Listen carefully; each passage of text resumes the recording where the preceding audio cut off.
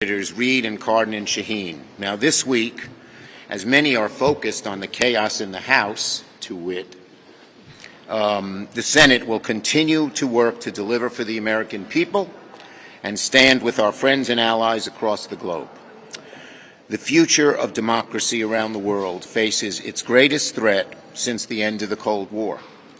At this pivotal moment in history, America is once again called upon to rise to the occasion and lead the way. And the senators here today will help us achieve that goal. President Biden has now sent Congress a supplemental funding request with aid for Israel, Ukraine, and to outcompete the Chinese government and secure our southern border from threats like fentanyl. We must pass this supplemental as soon as we can with bipartisan support for a very simple reason. It will make the world safer for the United States, our allies, and our democratic values. Democrats and Republicans alike know that if Putin, Hamas, or any of our other adversaries succeed, it would endanger every single American around the world. Now that Congress has received the President's requests, I will make it a top priority for the Senate to act swiftly, decisively, and most important, with strong bipartisan conviction. Bipartisanship must lead the way as we take up the President's supplemental request. To my Republican colleagues, I say simply, let's work together to ensure that this process remains bipartisan, because the only things that win support from both sides will make it to the President's desk. Senate Democrats and Republicans agree we must stand with Israel, so let's pass this supplemental as soon as possible. Senate Democrats and Republicans also agree we must stand with Ukraine. After all, 70 members voted for Ukraine funding last month in our CR.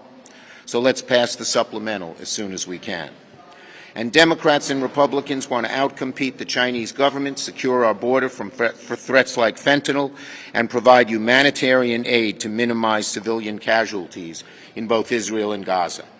All of these priorities are indeed bipartisan. All of these provisions are included in the President's request. So let's roll up our sleeves, get to work in the coming weeks, and pass this supplemental quickly and with strong bipartisan support. With the House Republicans in paralysis, the Senate cannot and will not wait.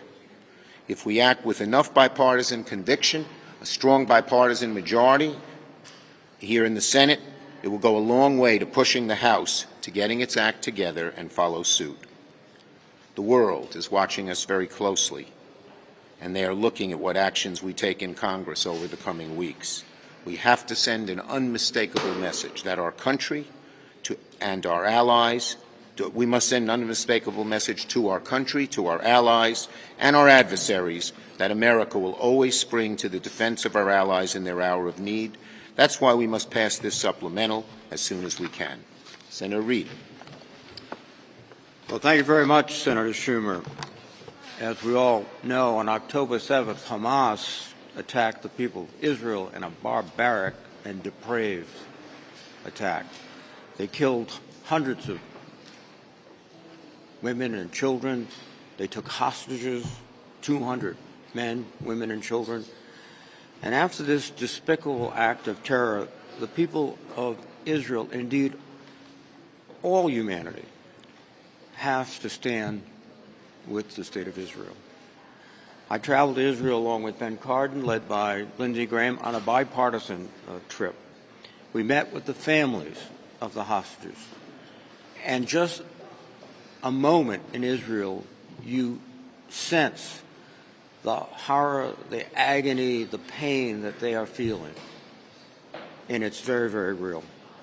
We met with Prime Minister Netanyahu, with Yair Lapid, with Benny Gantz, and with Defense Minister Gallant. And we delivered our message of support for the people of Israel. We stand with Israel.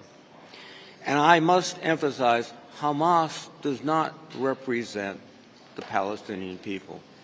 Hamas hates Israel and doesn't care about the Palestinian people. They will use them as shields. They will use them to protect their sensitive sites.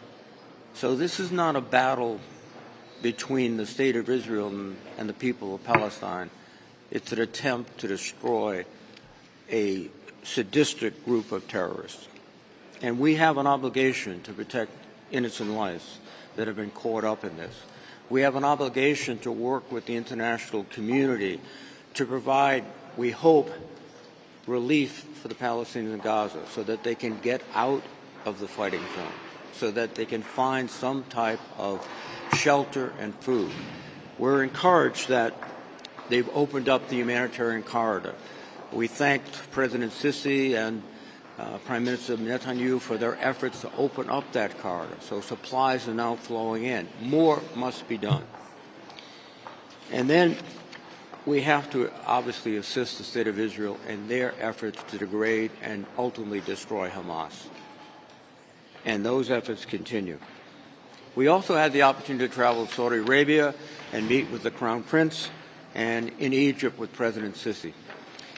They are both aware of the dangers to Israel and to the Palestinians and also to the whole region of the Middle East. They want, and we encourage them, to try to lead international efforts to provide support for the Palestinian people, to provide areas of refuge, to do those things that will help the Palestinian people through this very difficult moment. The United States is committed to help Israel. We have sent forces in to deter the expansion of this war outside the boundaries of Israel and Gaza. Our aircraft carriers, our aircraft, they're designed to send a signal that no nation in that region should try to take advantage of this terrible moment. And of course, we have to pass the $14.3 billion to Israel. That is necessary support. It will allow them to protect themselves and also to signal again to the region that they are ready to take on any other potential axes of attack, and that will be a deterrent effect too. We will remain steadfast in our support to Israel. Thank you, Senator Reid. Senator Cardin. Well, first, Senator Schumer, thank you for your leadership during these extremely challenging times and for the manner in which we will be considering the supplemental appropriation. And to my colleague, Senator Reid, the two of us shared something that we thought we would never see in our lifetime, the depravity and brutality that Hamas demonstrated against Israel. What we saw in videos, in film, and faces, conversations with the families of the hostages, it brought depravity to a new low against civilization. It just shocks you to see what they did to people and what they're continuing to do. We were resolved to help Israel. That feeling is even deeper today as a result of our visit. Israel has a right and obligation to defend itself. Hamas must be destroyed. It's evil. The Palestinians cannot survive with Hamas. It's in their interest. We call it Hamas to be similar to ISIS. I personally think some of the things they did is even worse than what ISIS did.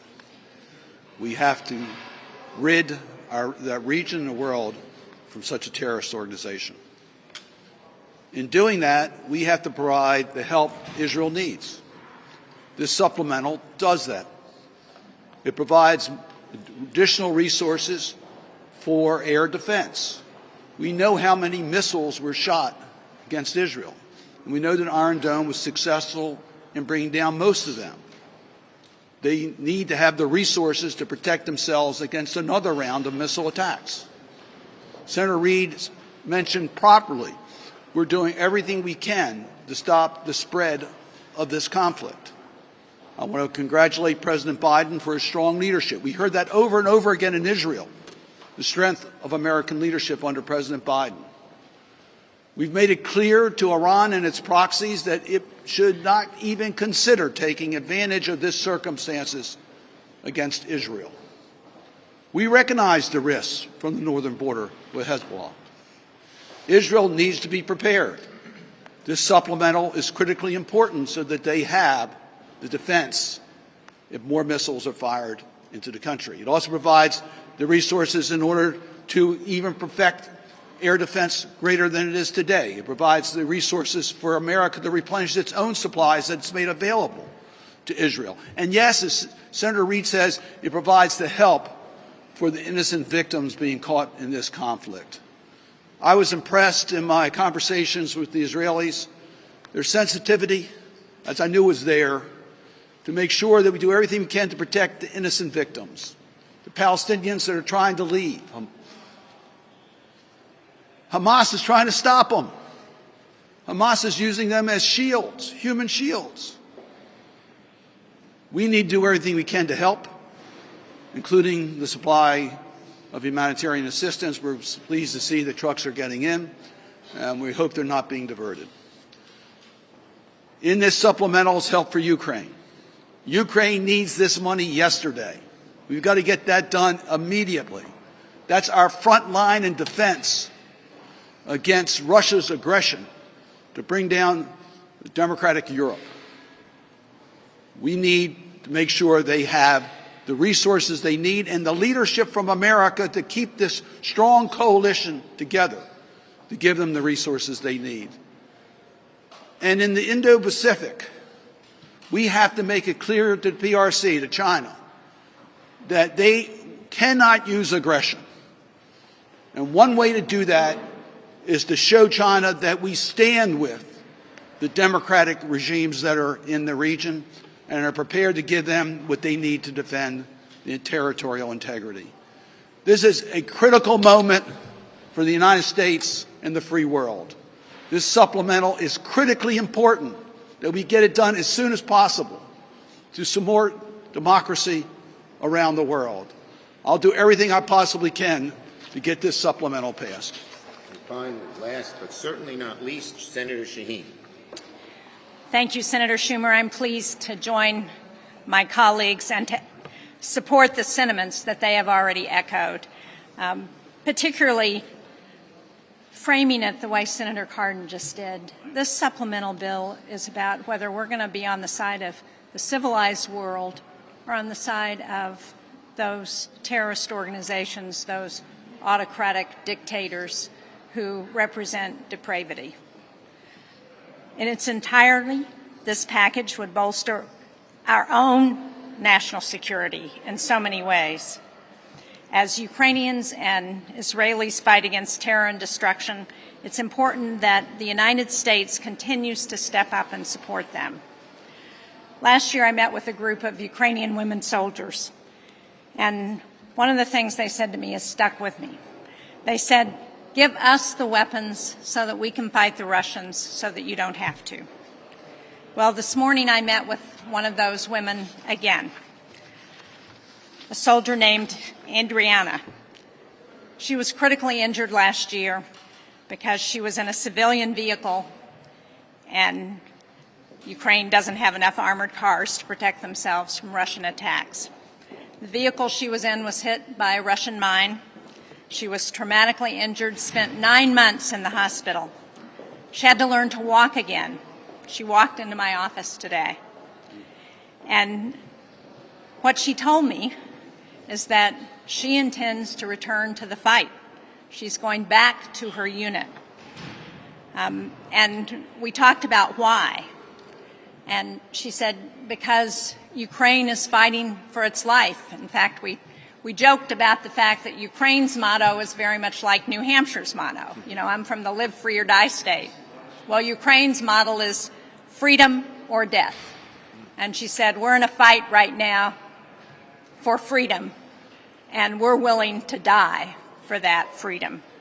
As President Zelensky said when he was here, he said, the United States is giving money and weapons, and we are giving lives. If we let the destructive authoritarian leaders like Putin dictate the future of sovereign countries, if we let terrorist organizations like Hamas determine what we're going to do in the free world, we are going to all lose that battle. That's why I strongly support continued assistance to Ukraine. And make no mistake, our adversaries, whether it's China or Iran, are watching how we respond to the war in Ukraine. They are watching what we do in the Middle East with Israel. It's why this request for the supplemental includes support for Taiwan in the face of the aggression of the PRC. Our enduring support for Ukraine sends a strong message to other dictators that the United States is going to stand on the side of democracy. And there is a nexus between what's happening in Ukraine and what's happening in Israel. If we're concerned about Iran, we need to support Ukraine and Israel and the supplemental, because there have been reports that Iran, which already supplies Russia with lethal drones that they're using in Ukraine, is also backing Hamas, as we all know, in their brutal campaign of terror. So I know that my colleagues have talked at great length about the steadfast support for Israel, and I would just echo their sentiments entirely. Last, I want to raise one issue that's also part of the supplemental that's about our own security, and that's what's happening at the border. The President's request would add 1,300 Border Patrol agents, 375 immigration judge teams, and 1,600 asylum officers. It would fund over 100 cutting-edge inspection machines to help detect fentanyl. And for those of us who live in states that are still being dramatically affected by the opioid epidemic and by fentanyl, that is an investment that is absolutely critical to try and get the fentanyl epidemic under control. So the world is watching what we're doing. I hope that as a Congress we are going to step up in a bipartisan way and pass this supplemental and show the world that we are on the side of fighting oppression, of fighting dictators, of fighting terrorist organizations. Thank you. Thank you, my three excellent colleagues. Yes, later over there.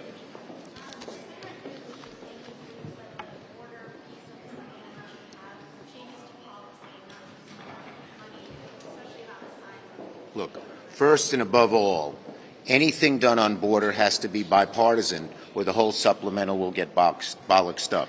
I believe that Senator Biden's proposal, which is funding, will do the most to get us at the fentanyl crisis that Jean talked about and dealing with the problems at the border. We are not for policy changes.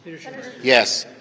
With the supplemental now, is there any chance you can pass all the appropriation bills before November 17th? Well, look, we're doing our very best. We reached agreement, as you may have heard this morning, on the 3 supplemental bills that have come up.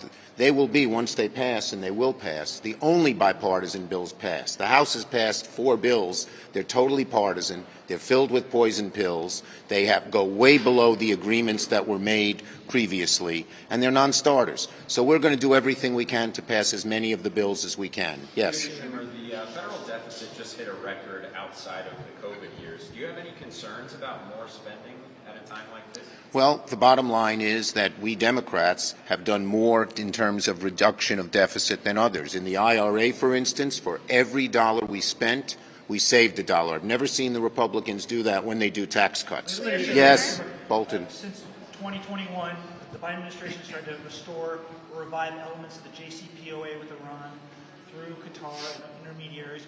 Would you like to see the Biden administration make a course correction in terms of diplomatic outreach to Iran? My position on the JCPOA is clear. I voted against it early on because I think one of the main reasons is it didn't have enough to deter Iran from funding terrorism around the globe, and I still believe that. Yes. What about people crossing the border, dangerous people? There was this memo out that your colleague Senator Daines showed from Border Patrol San Diego that Hezbollah, Hamas, you're talking a lot about fentanyl, which is a problem. What about the best thing to do is pass the Biden proposal on the border. It will do more to stop the problems of fentanyl and other issues than any other. Thank you, everybody.